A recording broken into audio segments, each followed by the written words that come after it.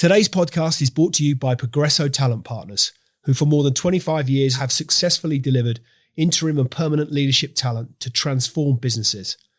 To hire the talent you need to enable your business to thrive, visit www.progressotalent.com today.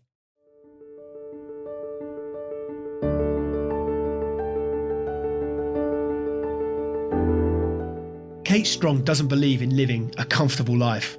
Host of the wonderful Strong Voice podcast, she's a world champion triathlete, engineer, plant-based adventurer, coach, consultant and advisor for performance and sustainable change, an entrepreneur, Reiki master, philanthropist and 3-time cycle world record holder.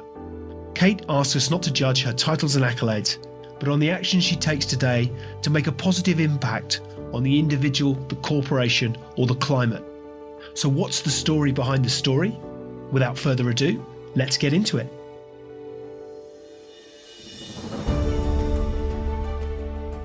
Kate Strong, welcome to the Extrology podcast. It's great to have you on as my guest this afternoon. I'm really looking forward to hearing all about what is a fascinating story and series of events that you've been through, continue to go through, challenges, all sorts of things. But as is customary with Extrology, I like to start with the early days and childhood in particular. So for the benefit of our listeners, I'm really keen to understand, where did you grow up and therefore what was childhood like for you?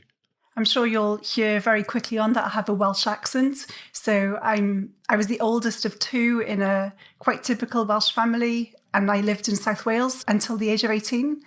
I think my childhood was quite normal.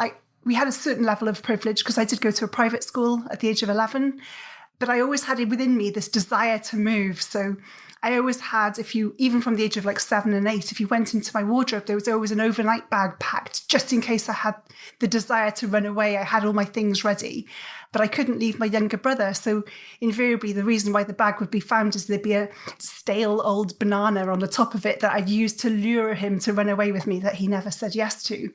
And yeah, I went to university in the south coast of England in Portsmouth. And again, that desire for travel. I studied mechanical engineering by, I suppose, choice of my parents. I think when we're 16, 17, choosing our future life, it's more the influence of our peers and adults rather than our own personal choice. So that desire for travel came out through me finding a master's equivalent in France and Italy. So of my 5 years in study, I also lived in mainland Europe. So able to get my travel fix, but still play the dutiful daughter who satisfied what my parents wanted for me. And it was only after my degrees that I started to really explore who I was and how I could be myself in this world. So I went traveling and spent, I think, about 8-9 months in Latin America. I learned Spanish along the way. I lived with indigenous communities, setting up micro businesses for $5 or less to make sure that the communities could carry it on after I left. And it was very with heavy heart that I returned back to the UK, where again, the pressure of society started to sort of push in on me to get a job and a boyfriend and things like that. Do you remember a point in time at which that wanderlust, if you like, that fascination with travel and the sense that there's a big wide world? Do you recall a time when you first started to see that influence, or was there a specific event, a place you went to, or even stories that you would have, I always remember from my own perspective, I had 2 grandfathers both of whom saw active service in the Second World War, one of whom was in the Navy, one of whom was in the RAF. They travelled extensively as a consequence, and I used to love hearing their stories of far-flung places that they'd been to, and frankly, most of which I'd never heard of. But was there a moment or an influence that you recall that shaped that travelling thought? Yeah, it's always hard to look back and try and piece the dots together, but I think there were 2 defining moments.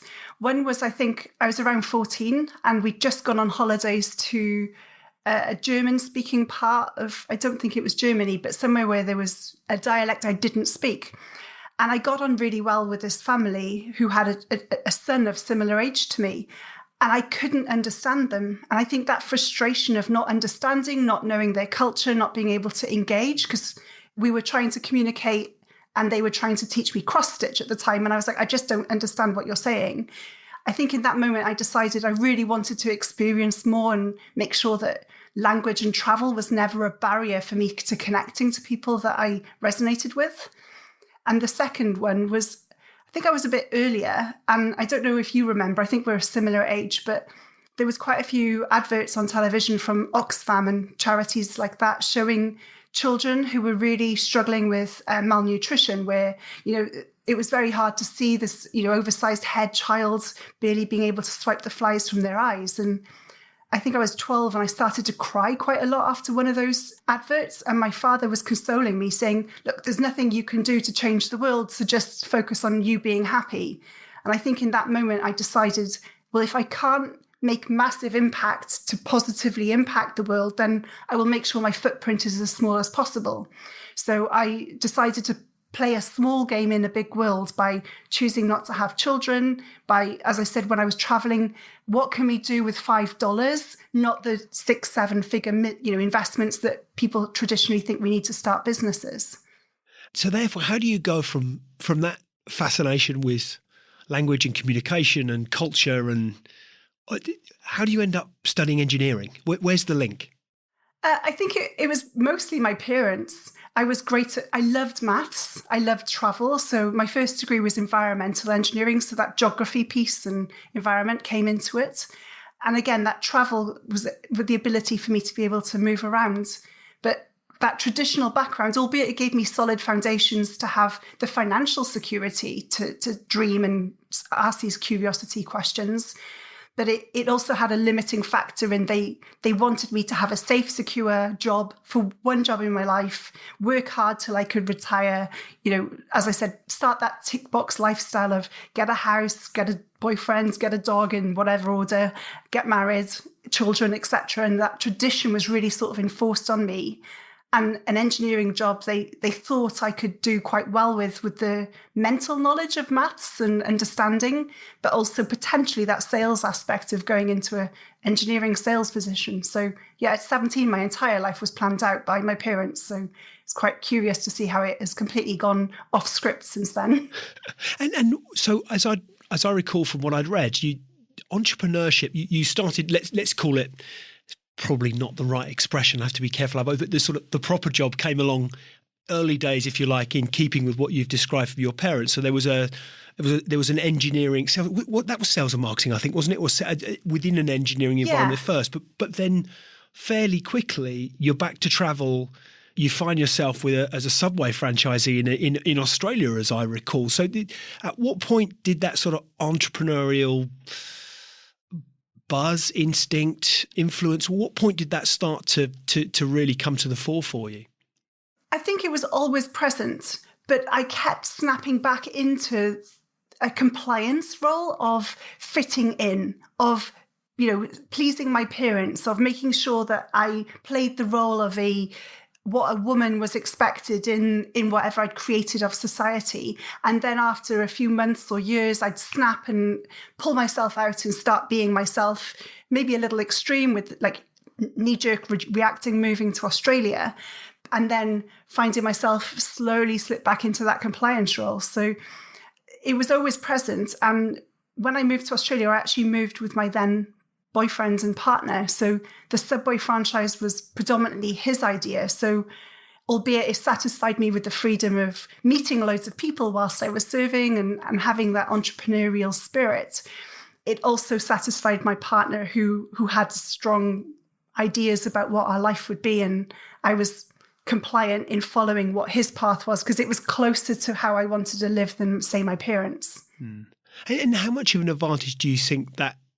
franchisee route affords you? Because my sense is you get the benefits of the brand and systems and processes and finance and back office and all those sorts of, actually doesn't make it any easier, but there's that infrastructure there that can provide you with a fantastic leg up. What do you think you learned from the experience? I think it reinforced, as you just said, the importance of systems. Successful businesses isn't the best product or the best service. It's actually how to make sure we can replicate it and we get those feedback loops. And again, buying an off-the-shelf business such as a franchise in Subway, you do get that benefit. There's a double-edged sword, though, because we assume it's a profitable enterprise, and sometimes there are hidden costs. that allow us to have the freedom or perceived freedom of a business and being a business owner, but ultimately we've just created a job for ourselves. And that's what happened to me. But it is a great stepping stone, and I didn't want to go back to university. I'm much more experiential in my learning. So it does make sure that we learn on the court. And I can tell you, once you lose money once, you very rarely lose it twice the same way.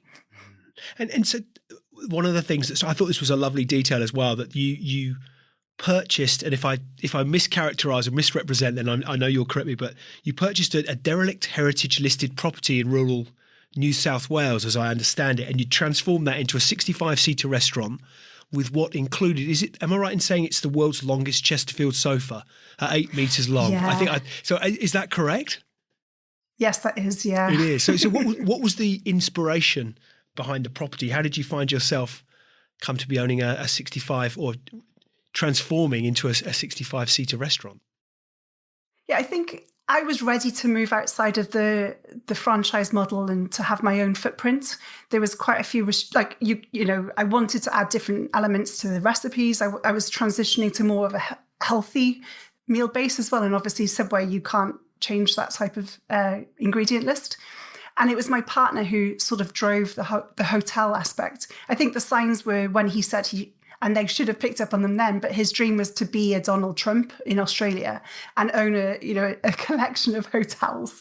So I was happy to follow suit because I got the freedom again to put the creativity of Kate in that business. But yeah, the signs were there for him when he did say that. So that was our motivation, really. So what's the story behind the property? How did you happen upon it? I'm interested in how you end up in, particularly the sheer size and scale of Australia, the vastness of it, how you end up in a rural area with, as you say, a listed property that was derelict. Well, what's the story? Well, originally we were living and working in Sydney, so we were looking at properties and businesses for sale. And just like any capital city or major city in the world, prices were high. What we would get for return was quite low. So we started to look further and further afield. And so this guest house was about 180 kilometres outside of town. So it's similar to Cardiff to London in distance, but it's ironically still commuting distance because, again, Australians are happy to travel 2.5 hours each way to work. And so we could buy a freehold.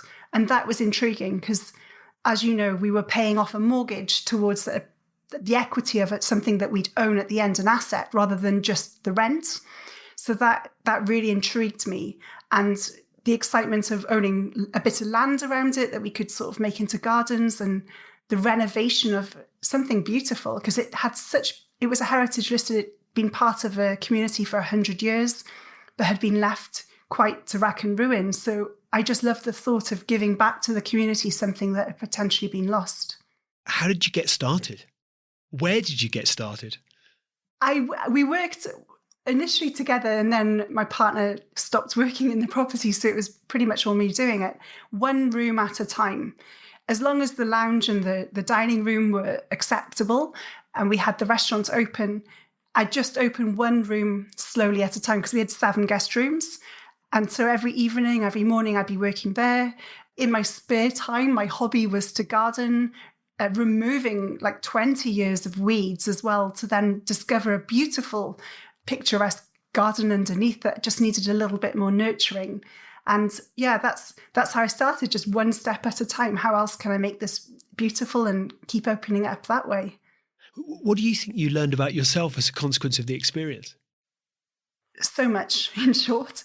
At the time, my partner and I were sort of having quite a lot of personal friction as well. And looking back, it was very obvious that under pressure, we both deal with it very differently. So he would retreat, sort of exhibit anxiety symptoms and like shut down and stop working, where I would just put on a brave face, bury the concern and push through. Because to me, it was like the work had to be done. We don't have time to be emotional about it. And so it sort of kept pulling us apart there. And just to note, we bought this property around 2008, about 3 months before the crash. So we bought it on a 95% loan. The day we moved in, the bank called back 15%. Goodness so me. We were in financial pain as well because we sort of stupidly maxed everything out with no buffer. So that's another sort of practical tip I've learned, is always have a buffer. Yeah. So we had a lot of pressure within ourselves. So what I learned is I can dig deep. I can healthily compartmentalize. So even though we owed, say, $20,000 that needed to be paid by the end of the week, me not sleeping does not help that situation. So find a way to nurture myself, to get to bed, to wake up fresher, to then solutionize and find ways to be able to recover what we need to. And so I learned a lot about coping and that, buzzword of resilience, making sure that we can push through these dark moments, and we are a lot stronger than we think we are. We can cope with a lot more pressure than we feel in this world. And I think that's why like Wim Hof and the ice bath techniques are coming a lot more popular, because we don't live in a world where we feel stressed, and maybe we should. So introducing a bit of stress is healthy, because it just works that muscle of being able to bounce back with greater ferocity afterwards. Oh, that's really interesting. I think you make a really good point, because we are, if you go back to the kind of core elements of humanity, survival was the number one instinct. Get up every day, find food, don't get eaten by a saber-toothed tiger, find somewhere to sleep comfortably, and then maybe get up again. And actually, we would have those stresses were an inherent part of daily life, real stress, life or death stress. And to your point, I'm not suggesting that particularly with what's going on in the world right now, there aren't significant hardships to endure. But broadly speaking, technology, advances in medicine, all of these things that science have afforded us a degree of comfort that each generation is able to benefit from more greatly than the last. So I think you're right that there is this sense of how do we create healthy stresses, if you like, to teach us to grow and develop must be. But that resilience that you evidenced that as a consequence of being in that kind of scenario in 2008 has been a consistent theme pretty much ever through your life, but certainly ever since, which leads me on to the next bit, the story behind your entry into triathlon. Because I know that, again, as I'd read, you go from a standing start. Your first long distance triathlon, I think, was October 2013. You earned the title of Australian age group champion just 1 month later in your fourth ever triathlon, to then subsequently only 11 months later become ITU age group champion. Kate, some people do these things their entire lives and never win a race. Yeah, what was the journey into triathlon first and foremost? How did you find yourself first putting on the running shoes, lacing up the running shoes, jumping on a bike, going for a swim? How did it all get started? I was introduced to triathlon as I was traveling Latin America back in 2003 after graduating. I'd met this girl, as you do, in a guest house, and we decided to hike up the highest peak of Central America together. So we set off, we got hideously lost. We had to sleep under a tree, hugging each other for warmth because we had absolutely nothing with us. And we woke up to see this amazing sunrise across the whole of Central America from the peak of this extinct volcano. And we were so cold, we'd had to take our socks off our shoes, off our feet, and wear them as gloves. So that was how underprepared we were. But she was training to do an Ironman triathlon. And I'd never heard of triathlon until I met her and thought what she was going to do was absolutely insane. Like, how could a person put themselves through 2.4 mile swim, 112 mile bike rides, and then a 26.2 mile run, a marathon. But the seed had been planted. So when I came back to the UK in 2004, that's what I started to train for. And I only completed a half at the time, a half Ironman. And then my then partner and my parents convinced me to stop. So in 2012, 10 years later almost, when my relationship, as you know, broke down and I was left with significant debt, a lot of self-doubt, a lot of questions and confusion around what I was doing with my business, my life, well, every part of my being, I knew I needed some element of focus to stop living in the past with that bitterness and regret and what if of the last 9 years and pull me into the possibility of a new future. So it was around early 2013 that I said, let's revisit that dream. I have no idea if I have the time. Had you played sport, competed in sports growing up? Had because obviously, had you been a great swimmer, for example, or did you run? Was there any sort of background that you were able to draw upon at all? Yeah, I could swim, I could cycle, I could run. I'd always been sporty. So I was junior national champion for the UK in javelin. I ran for my county. I did a lot of sport that way. So there was an athlete there. There was definitely an athlete there, yeah. But whenever it got serious, I tapped out. So I was called up to Wales to play for lacrosse. And I said no, because they said, we've got to take it seriously. And I went, no. Sport to me is fun. If you're asking me to not put a smile on my face, I'm not going to do it. So in 2012, I went, right, as you said, I know how to swim, I can cycle, I can run, but let's make sure I do it with a smile on my face. Let's do it my way, not the way they've always told me I had to do it. And so I committed to doing something for me. There's never a right time. I'd already waited for the right time, when I have more money, when I have more time. And actually, I was in a worse position than I started off. So why not start today and just make it happen? And how did you start? Was there a club? Were you working? Were there friends how did you get started back again? Yeah, it's a great question. I mean, I lived in a remote village of 2,000 people, where the vast majority were retirees. So there was no club. I barely knew anyone in the village because I was working 7 days a week, 12 to 14 hours a day. So my first ever run was actually when I was still engaged to my partner. So he left me 6 days before our wedding. And because he was tracking my phone and I couldn't leave the house without his permission, I used to leave my mobile phone in our letterbox and run 10 minutes up and down the road and come back and check my phone. And if he called, I'd say, oh, sorry, I was in the toilet, or, I was busy, and if he didn't, I'd run another 10 minutes up and down the road.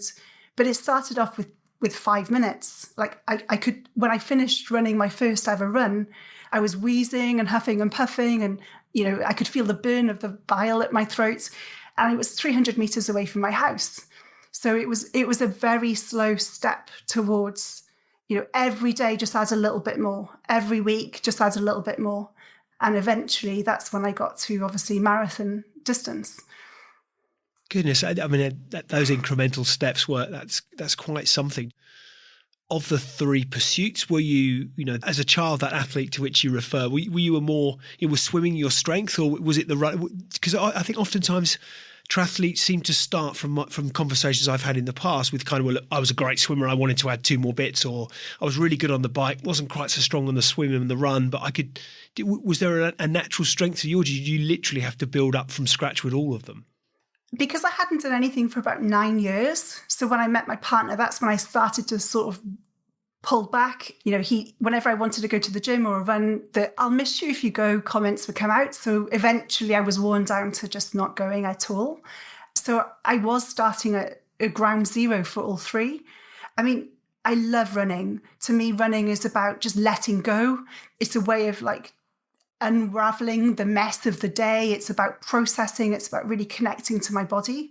And if you think about it, when we run, our feet are only on the floor about 30% of the time. So to me, I was like, today I'm going to go flying. It was just an amazing mental perception. So whatever I was dealing with, I could run away from and deal with.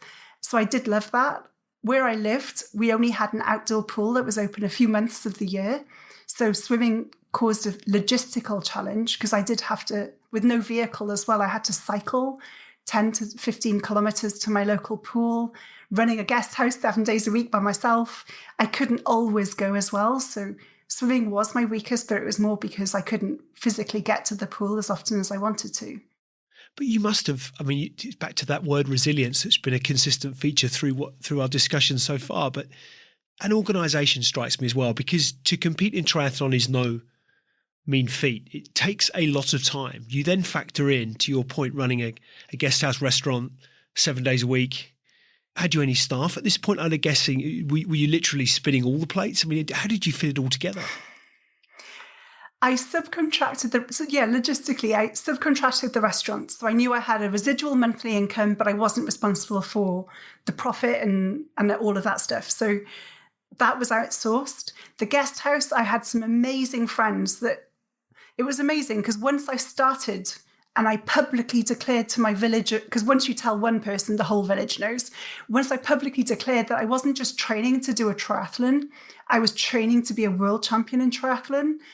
Initially, they'd come out and sort of, joke with me and see if I was actually serious, because all they saw was this girl who was huffing and puffing and barely could run up and down the street, let alone, win a championship. But once they saw me turn up every single day on my bike or, cycling and at really ridiculous hours, like at 10 p.m. at night with my head torch or at 5 a.m. as they were opening their shops, they started to really care and started to ask, how can we help? Could we open up your breakfast in the morning so you can get a longer cycle? Or could we make the beds in the afternoon and check your guests in so you can sleep and recover? And it was so heartwarming because suddenly my journey became the community's journey, but it did need to deconstruct every single element of it, from nutrition to sleep to recovery to body maintenance to making sure I avoid injury or sickness, as well as the swimming, cycling and running, to make sure that every part of it was running at optimal performance with minimal input. So yeah, it was more like a operation of logistics and knowledge than it was actually training for a triathlon.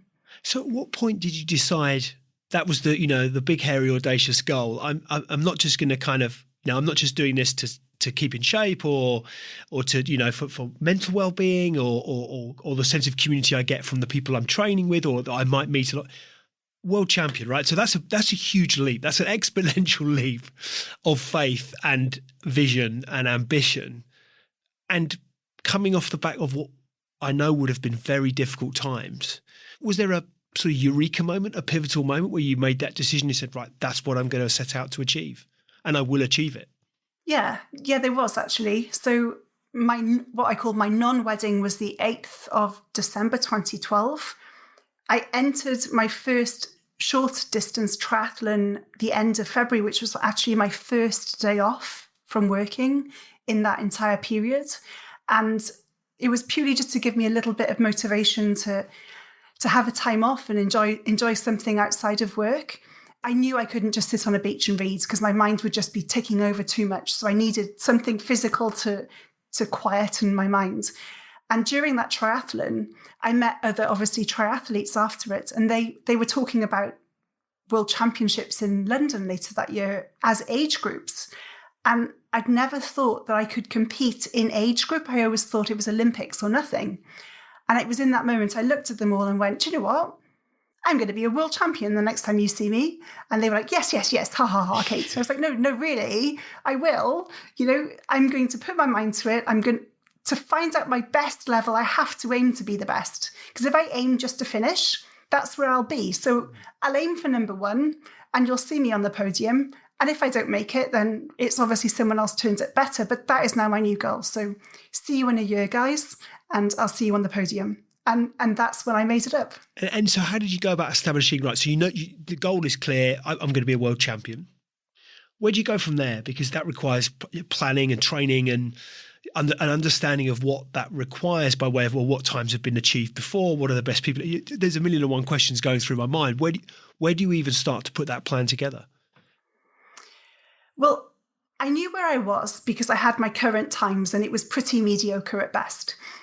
And then I Googled, the world record in triathlon. So I knew what number 1 looked like. And so it was basically, right, how do I get from where I am to where I want to be in the quickest amount of time? I did know after a few short months I needed a coach because I have a sort of philosophy, and it is not a healthy one, in that if I'm training for a marathon, I need to run a marathon. And that's not the case. So yeah, that's why I brought a coach in, to make sure, if only to pull me back, to make sure I didn't injure myself or overtrain for the sake of it. Yeah, it's an interesting one, isn't it? I'm going to butcher this now, but running was has been my thing. But to run slower, to run faster, is actually something that really messed with my head when I first started. It was, to your point, if I'm going to run a marathon, well, I have to be able to run a marathon, so that means I need to run a marathon before I could even contemplate racing in one. No, actually, you don't need to. So actually, it's, how did you go about? Because I would imagine that's a really pivotal moment for you, is finding the right coach and identifying the right coach, not just a coach, but the right coach for you. Was that a difficult task? Well, at the time, I had no idea what a coach was, as in, I didn't have any knowledge as I do now. So I chose one that was a triathlon coach. I knew that was quite important. And she lived the closest to me. So she lived 90 kilometers away, which I never actually met her before my first triathlon. So it was pretty much someone recommended her. I said yes. And she was great. She was really sort of supportive, very good entry-level coach. But what I've also found subsequently, because I've had 4 coaches in total, they forget the bigger picture as well about the nutrition, about the recovery, about our life and our pressure that sometimes impedes on our training as well. But yeah, it was pretty much pick someone from the directory and work from there. So do you remember how you felt when you became first and foremost Australian champion? Because that was I've checked, it was your 4th ever triathlon, is that right? Yeah. So do you remember how you felt the day of the race before you got started? Do you remember the day itself? Can you kind of relive it?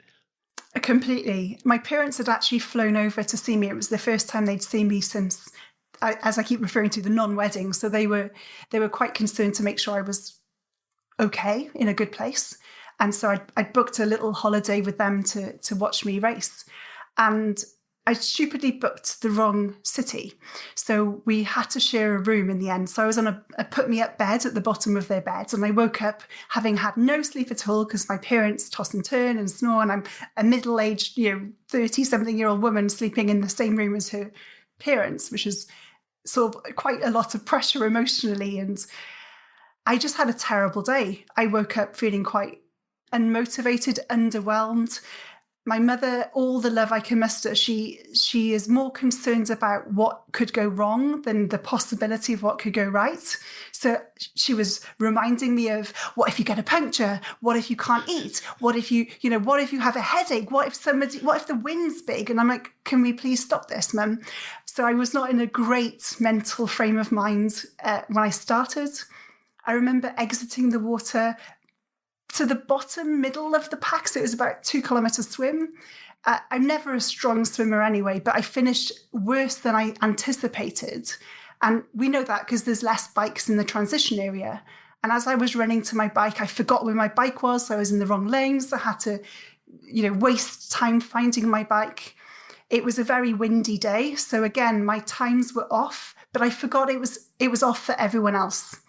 And so once I'd racked my bike after my, I think it was about 120 kilometer cycle, I recall just pausing and I just took a deep breath and just went, you have to let this go, Kate. Like, your race starts now. Don't pull your average swim. Don't pull your mediocre cycle into the run.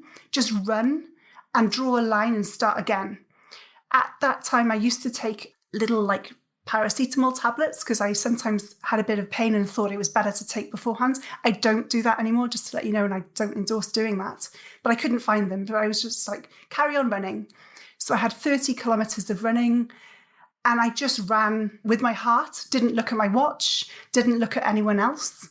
And as I was running towards the end, I saw 2 women talking on the side and waved at them but carried on. And it turned out one of the other girls was in my age group and I beat her by half a second. So that was by pure chance she'd stopped. Otherwise, she could have obviously carried the title. And also, just to add, I was second in that race. Because of technicalities, the lady who beat me wasn't a member of the Triathlon Association, so they didn't recognise her as the champion. So it just shows it's about the detail as much as it is about turning up. Absolutely. So then that goes on to becoming a world champion. That realisation of that goal, I always reflect on let me ask you the question rather than go down the route of which I was going to go, because I was just going to reflect on an experience somebody shared with me once as to a goal that they'd had for their own life, and having achieved it, they hadn't gone beyond that. So they actually, within half an hour of having achieved a goal that they'd set their heart on, they were almost in floods of tears, because it's kind of like, oh, what now? And I'm not making, perhaps I don't want to lead you down that path, but I wonder how you how you felt when first you crossed the line to become world champion, and what the impact might have been afterwards. Yeah, I mean, the experience was surreal. I intuitively knew it. I always knew that. I believe everyone has the capacity to reach whatever goal we set, and it's up to the size of the game we play to depend on what we achieve. So I had, the courage, the craze, whatever you want to call it, to set world champion as a goal, and I had achieved it in incredible time. So on the day, it was more of a confirmation of belief that we are capable beyond so much more than we can ever imagine or even try to achieve. And so suddenly the world opened up and I went, well, where else am I playing small? How else can I step up and do more? I also had my lovely mother saying, I can't believe it. And I went, well, here's the gold medal. Could we start believing it? So language plays an important part as well. And to mirror what you were saying, it took a little while because at the same time, I just managed to sell my property and the business. So I was finally extradited from the connection, if that's the right word, from my ex-partner. And so I was literally set free in that moment. So I had no anchors to any place. And I think my identity had started to morph around being a triathlete, like Kate the triathlete, rather than Kate who does triathlon. And so the following year, after 5 more world championships, I think that's when the crash hit me. The realization of, and the question again of who am I? If I sustained an injury, so I could no longer run. So who am I? And it took months for me living in Wales again to really be able to have the confidence to get outside the house, to even, apply for a job. I wouldn't say I was depressed because I never sort of got diagnosed, but I used to remember trying to meditate and within 5 minutes just being floods of tears going like, I can't even meditate. What is wrong with me? How can I keep moving forward? And so I just felt a huge fraud everywhere and decided to completely ignore my past, completely ignore my degrees, the languages I spoke and, the gold medal, etc. And I walked into a local cafe I used to go to twice a week. That was the only thing that sort of got me out of the house. It was my Tuesday and Thursdays drink twice a week. And I applied for a job and I got a 0-hour contract cleaning their toilets. And then eventually I was promoted to cleaning the tables. And then someone noticed how I was working because it was in those, sorry for the pun, but the shittiest type of job you can imagine, that I realized I can be a champion at anything I do because these toilets are bloody immaculate. And I was proud of who I am being, even in the jobs I didn't want to do. Regardless of what I could have pulled out the trump card and said, I should be manager, I'm not cleaning the toilets. But I chose to be the best at what I'm doing, regardless of what I'm doing. I used to bring my grandma around to show her the toilets because I was so proud.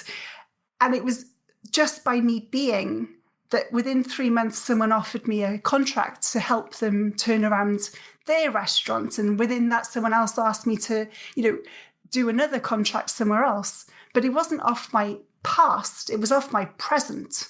And so it was by sort of digging deep and remembering that the gold medal can come and go, the records can come and go, but it's our actions in every single moment that we need to be judged by and honour, because that is what's the important piece. And that's what makes us who we are and creates our future, if you want.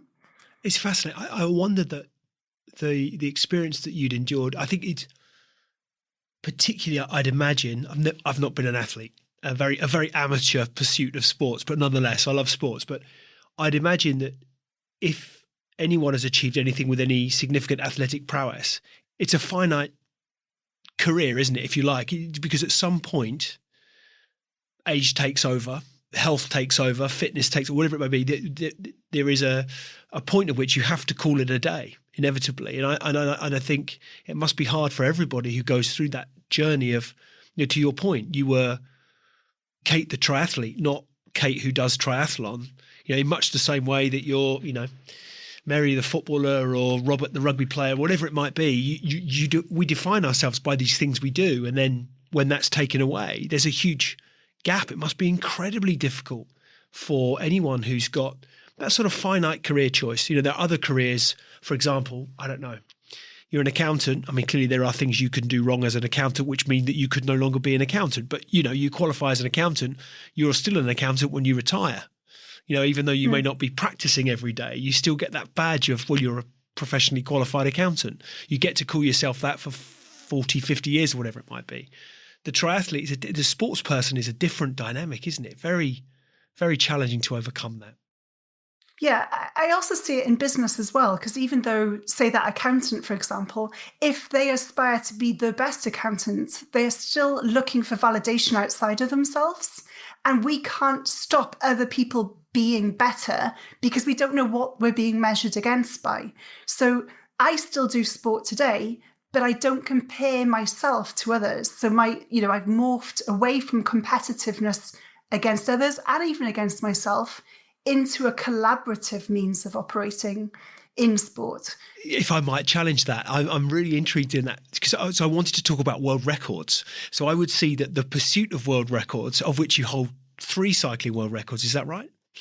Yeah. We'll talk about what they are. I'll let you explain what they're for. I think that's only fair that you should do so. We need to put you on that pedestal because I have great admiration for it. But I can see that those records of themselves are about collaboration and teamwork. You need a support group around you, and you're raising money, as I understand, as well. So you're contributing to others, but ultimately there's an element of competition, clearly, in order that you might achieve that, even if it's competition with yourself.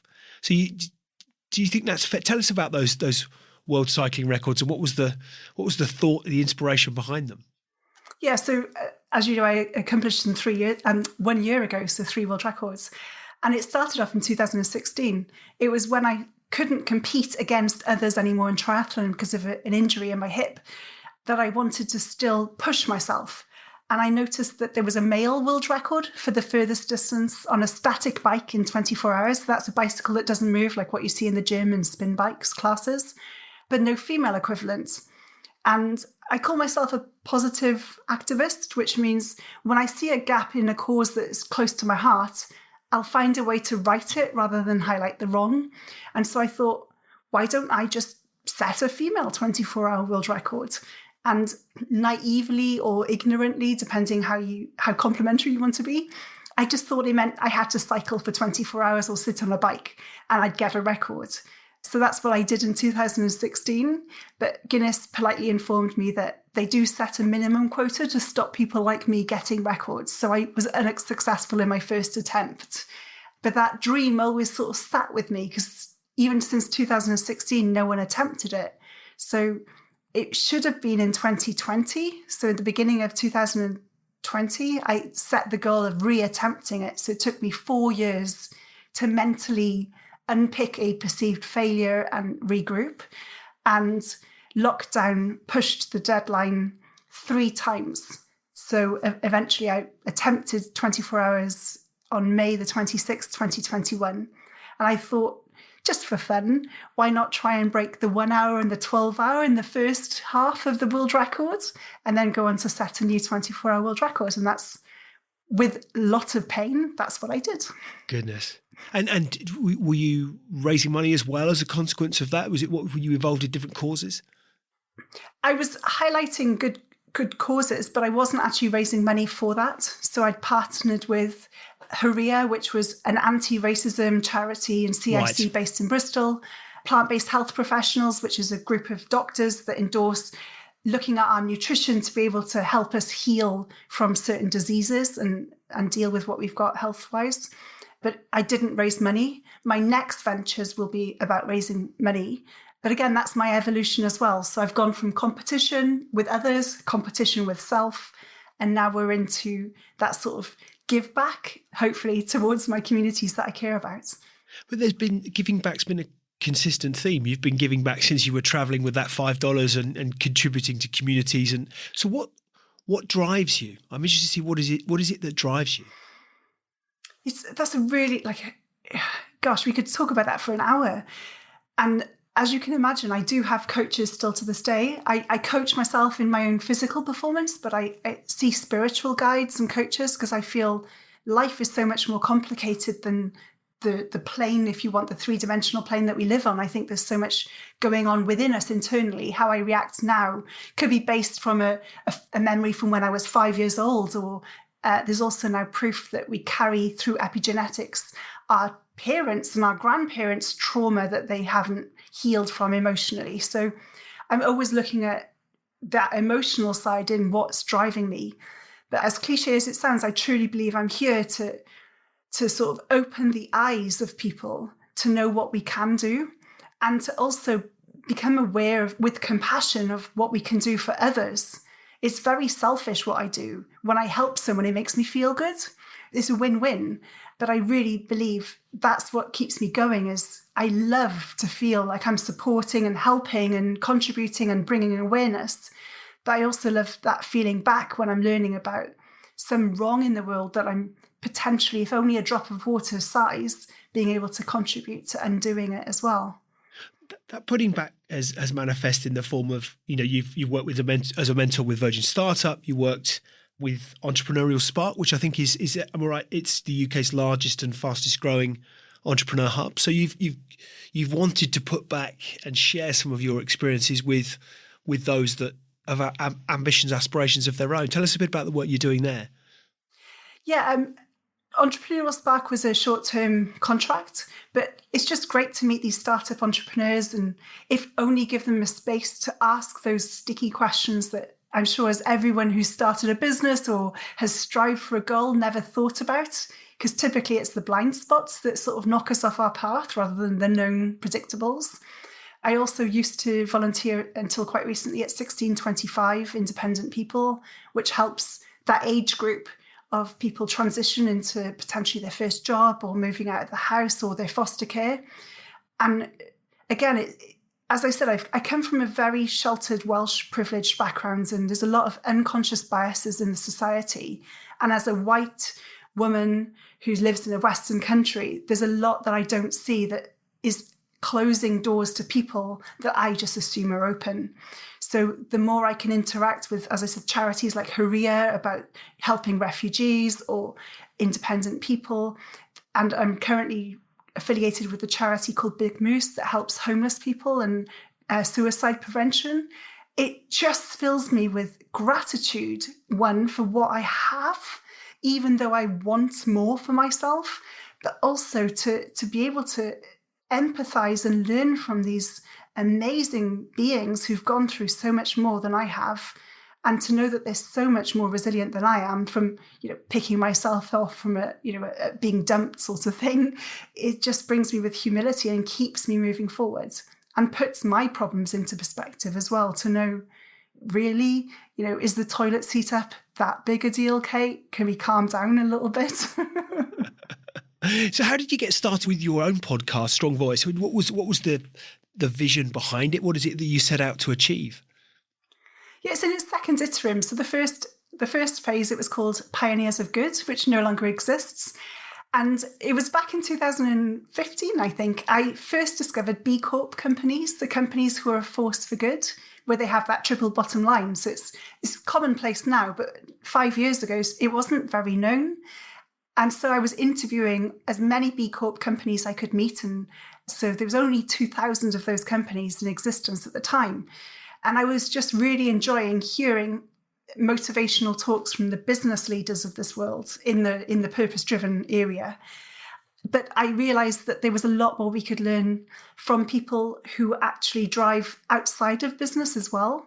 So for me, Strong Voice is about connecting with those individuals who are positively disrupting some element of societal unconscious actions, be that through sport, be that through overcoming their own challenges or addictions, or facing some problem and finding innovative ways around it. And I'm just very blessed with the amount of people I've had on it, from the first Black South African female to summit Everest, and her talking about the misogynistic and racist comments she was hearing even in 2017 while summiting Everest, and what she wants to do to make sure that we can see different diversities within our leaders. So yeah, I'm very blessed to, and it's a blessing, because these people are opening up their lives, their journeys, what they personally face as challenges. And I'm purely just sort of sucking in all this amazing knowledge, and I'm very grateful for what they share. You're a very inspiring person, but I'm intrigued as to who or perhaps what it is that inspires you. I don't have any role models. I remember when I was, again, this is whilst traveling, I had this preconception that you needed a degree to be intelligent. And anyone without a degree, the only barrier was because they failed the exam to get in. And I learned that very quickly, that is a very limited and closed perception of the world. And that regardless of state, stature, title, background, history, anything, there is gold in every single person's story because they've lived 24 hours a day in an experience that I will never probably experience myself. So it's up to me to find gold in their story, not for them to show me how good they are. And I think for me, the role models are the person on the bicycle who is obviously struggling because of their weight. They are my champions on my bike. The mother who is a single parent who, has 5 jobs and cooks microwave meals. She is my champion because she's making it happen. It doesn't have to be the medals or the records. It's the grit of making things happen with what we've got that really drives me and motivates me. What do you think have been the 3 most important things you've learned about yourself as a result of the challenges and achievements that you've enjoyed to date? That I know everything and I know nothing. That's the first. Everything I need to know, I know today, but also go in and say, for tomorrow, you need to have that open mindset, and any opinion that people say with a caveat of, I'm not going to take advice about relationships from someone who potentially has been divorced 4 times. Everyone's opinion counts thereafter. So I think that's the first thing I've learned about myself. I think the second thing is, I know it's my name, but I am strong, and to embrace that strength. Strong to me before was quite a double-edged sword in that I didn't think I could show tears and vulnerability because that was being weak, and I'm not weak. And if anyone, I'm going to be the bully, not the one bullied. So I fixated on what strong meant in that sort of strength attitude. But strength can come through being me. It can be through explaining that I'm struggling, to share my question marks of my life as well. So I think that's something else, that I can cope with anything that comes, but my power is my strength, and to make sure that I share that as much as possible. I think the thing that struck me when you mentioned earlier about sharing your ambition with the community in Australia to be a world champion, that actually the reaction that elicited, and actually the strength that afforded from getting people alongside you saying, right, how can we help? It's amazing that you sometimes think, there might have been, I wonder if this is a circumstance of, it's a generational thing perhaps, but that, certainly I would have come from a generation where it was encouraged. If you had that kind of ambition, you should probably keep those thoughts to yourself, because people will think you've got ideas above your station, or you might just be a bit too big for your boots. Actually, no, until you start to share these things, that's fear that's driving a lot of that rhetoric, right? You've already evidenced that by sharing a lot of this stuff, showing your strength, that vulnerability, if you like, from that strength, evidence is that strength. People will then come alongside and say, right, how can we help you achieve that? It's phenomenal. Yeah, I think you're right. It's the strength to show our vulnerability and our weaknesses as well. So, yeah, show us all, not just the good bits or the bits we think are good. Sorry, I interrupted you. I thought you were going to go with number 3. No, it's fine. I love the interaction because there's so much richness in what you're sharing as well. So thank you. I think the third thing is to just not take myself so significantly. I sometimes get a little bit like I hold on to things that I shouldn't. When I send this email, like I imagine this mountain of significance and impact, where in fact, so what? You sent it to the wrong person, or you wrote a typo, clean it up and get on with it. At the end of the day, we all know how we're going to end, which is that life is going to end. So just enjoy the moment, have a laugh at myself, and yeah, just don't be so significant.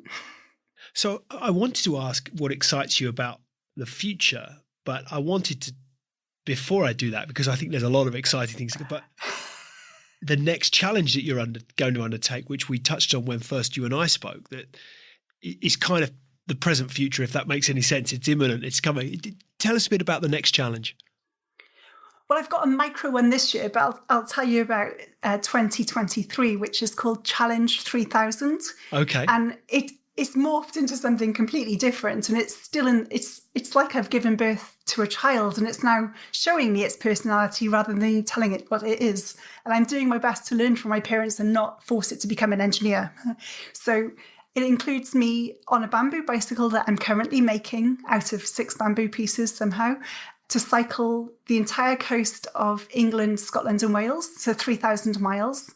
And along the way, I'll be planting 3,000 trees, which I'll be visiting on the cycle because I need to plant them beforehand, and visiting 30 communities at the minimal to hear about what's important to them regarding sustainability and climate change, and how can we support them and what are their concerns, so that through the connection of me cycling and visiting all of these sites, we can pool best practice, create networks of support, and hopefully create a legacy of change. Because the path I've chosen to cycle, I've called as the red zone. Because if the global temperatures increase by 1.5 degrees, which is set to happen within 7 years, these areas will be underwater or heavily under risk of being flooded regularly. So these people are in our climate war zones, if you want, and will be the ones the most impacted. So I really want to connect with them as soon as possible to support, to share knowledge, to hear what they're really struggling with, and to hopefully us community solutionize. We are amazingly resilient and have great ideas, that now is the time to make it happen. And these areas I want to fight to protect with me and my bamboo bike. Have you a website? Is there a place people can go to find out more about what it is that you're looking to achieve? If they want to support, where can they find it? Find more information? Yeah, completely. Is my website, which is katestrong.global/challenge3000, which is the numbers. And there's a chance to financially sponsor if you want to. Once we reach our quota, I'll be planting more and more trees to make sure that we sequester as much carbon dioxide and create that community spirit about looking after the trees as well, because I think that's just as important as the tree planting itself. And also a way to sort of get a bit more involved. I'll be having a live tracker as well, so people can sort of join me. If you are living along the area, then let's connect and meet. I'm always looking for ways to collaborate. If you actually host something in your own community through rewilding or certain environmental ventures, then please let me know, and I'm more than happy to visit you, because I'll be, in addition to everything, I'll be doing a documentary about it as I cycle. So let's get you featured. Let's champion what you're doing in your community as well. Fantastic. It was going to be that next question as to what excites you by the future, but just seeing your reaction, I can see you're really excited by the possibilities this could bring. But what does excite you about the future? Well, oh gosh, it's such an amazing question. I mean, this point in time will be a tipping point for humanity to step up. Yeah, I agree. We have to step up. We have to think above ourselves. We have to start working as a community, not as eyes working in a group. So what excites me is to really watch how people tackle this problem, how we actually support each other through this crisis. I was talking to an Australian girl last night, and they have climate refugees in their town, over 3,000, because of flooding that took place because of a huge flood that's directly influenced by climate change, and they lost their houses. So even in a economically developed country like Australia, they have refugees already. We are going to see more and more of this happening, and now is the time we're going to see the true spirit of humanity stepping up, supporting our neighbours. We've seen it with Ukraine. I know people in Britain who've gone over to help support those refugees in whichever capacity they need.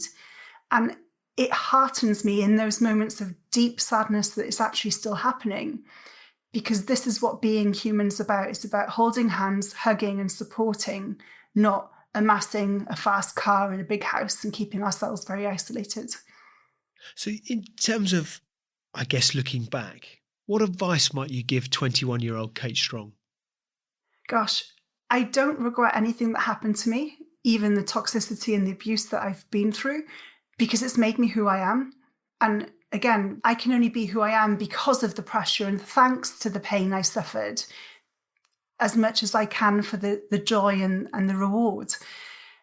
But, if I met a 21-year-old Kate today, I would say, just be you. Stop playing the game of society. Stop trying to please other people, because my parents have never been more worried about me than when I tried to please them, tried to play that role, tried to hide the toxic relationship and the struggles I was having within that sphere and that sector of my life. As soon as I embraced myself, because today, with all the work I'm doing, I have very little time to actually proactively seek for financially generating income streams. So from 1 month to the next, at the age of 43, I still don't know if I'm going to be able to pay the rent, but miraculously every month I do. My parents don't worry about me because they see that I'm enjoying it, that they know I'm going to find a way. And so just be me, just be you. That's the only thing we can be. And with all these things that you do, how do you unwind? Do you unwind? Do you relax, or do you read a book? What do you get up to for some downtime? Yeah, I love reading, so I do that. But I also really like cross stitch and crocheting and something with my hands that quietens the mind a little bit, but doesn't involve like meticulous thinking either. So I do quite a bit of that. As you can see behind me, that's all my fabric and material that I just love sort of piecing together. And I own a camper van, so I'm currently renovating the inside of that. And it's just a slow project that most probably will take 6 months, but it's quite enjoyable to do something, again, physically, to sort of connect to myself and my body at the same time. What sort of things do you read? Oh, it's a huge spectrum. I'm loving Octavia E. Butler, I think it is. She's a sci-fi novelist, and she's the first Black sci-fi novelist in the world. And I just absolutely adore how she portrays these outer world experiences. But I also love business books. I think I'm reading Think Fast at the moment. I'm revisiting Paulo Coelho's Alchemist. But yeah, anything really that challenges my thinking. I love, when I travel, I go to look, like when I was in India, I asked the local bookshop, what's the most popular book? And somehow I got a 16-year-old chick flick novel. But it's amazing to get the insight into community, because how they write gives you a perspective of what the society at large is operating at. So yeah, anything that sort of is disruptive. Very rarely do I read a book that I'm doing. I don't read sustainability books, for example. I leave that much more for work. So that we talked about, in terms of what the future looks like for you, we've obviously the nearer future looks like a bamboo bike and lots of cycling and planting trees, which is a wonderful pursuit. But what does the future look like for you? I leave that up to fate or destiny or universe or Allah or Buddha or God or whatever you want to call it. So I know that I'm going to be looked after. With all the humility I can muster, I think it involves a more global presence. Yeah, I do want to write a book. I'm currently in the process of writing one at the moment. I think there'll be a few more of those, which will naturally spin out into potentially more speaking events and workshops. My partner and I have a very healthy relationship. He knows that if I travel for a few months, it's no reflection of us, it's me being me. So there's a possibility of me setting new community-led challenges where I can connect other areas of the world. I speak fluent French and Spanish, so it would be a shame for me to not see how we can sort of interact on multilingual levels as well, rather than just this English world domination. So I think it's a lot more travel, a lot more of me finding my voice and expressing my voice, and also holding the light for others to share their voice as well. And remind us again, so it's Kate Strong Global. Is that your URL? What's the website again? Remind us of the... Yeah, it's katestrong.global, and I'm active on predominantly Instagram, but I've also got a presence on Facebook and Twitter and LinkedIn, and it's katestrong01. And I'll be launching my YouTube channel to follow me on the progress of Challenge 3000. So that's Kate Strong TV. Fantastic. Kate, it's been wonderful to hear your story this afternoon. I've really appreciated all your insight. It's humbling and inspiring in equal measure, and I've really appreciated you taking the time out to share it with us here at Astrology. Really, thank you. I wish you every success in your pursuits, and maybe we might check back again whilst you're out there on that bike, or you're out there planting those trees. Maybe we could see if we could do something that we could connect you with listeners to Astrology whilst you're out there and making these things happen, because it's a wonderful story. Really appreciate you taking the time out.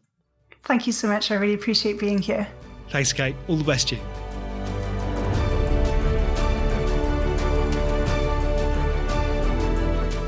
Hi, ladies and gentlemen. Thank you for listening to today's Astrology podcast. I really appreciate your audience and ears. If you've enjoyed it, then why not hop onto iTunes and give us a review?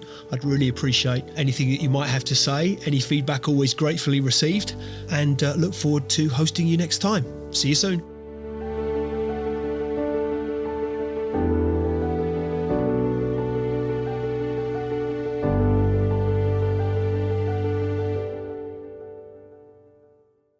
Just a reminder, today's podcast is brought to you by Progresso Talent Partners. Visit www.progressotalent.com today for more information.